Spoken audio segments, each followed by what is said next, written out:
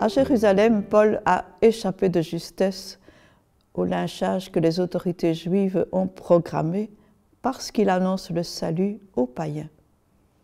Sauvé précisément par des païens, par les occupants romains qui n'aiment pas le désordre, il aurait pu se reposer, respirer à l'aise à l'intérieur de la forteresse. Mais non, Paul a souci du salut de ses frères de race, qui à l'instant hurlaient contre lui. En grec, il demande la permission de leur parler. Il est juif, originaire de Tarse, carrefour commercial et centre intellectuel bien connu. Debout, après avoir été traîné à terre, d'un simple geste de la main, il obtient un grand silence.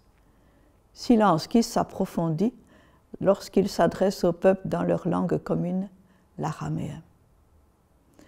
L'auteur des Actes des Apôtres met alors dans la bouche de Paul un discours très bien ciblé.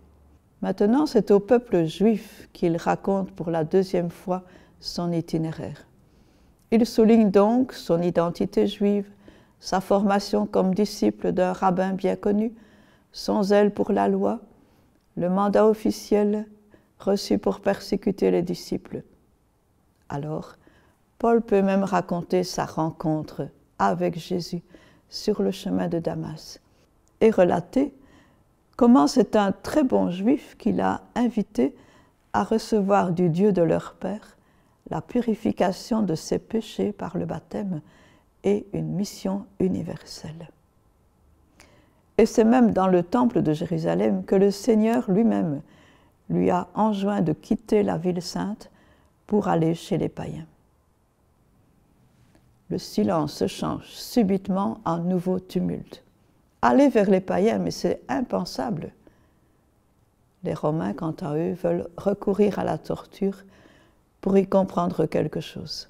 Paul, toujours prêt à rejoindre les gens sur leur propre terrain, fait appel au droit romain et dévoile son statut de citoyen romain de naissance. Chercher les points communs, faire appel au meilleur chez les autres, n'est-ce pas déjà annoncer la bonne nouvelle ?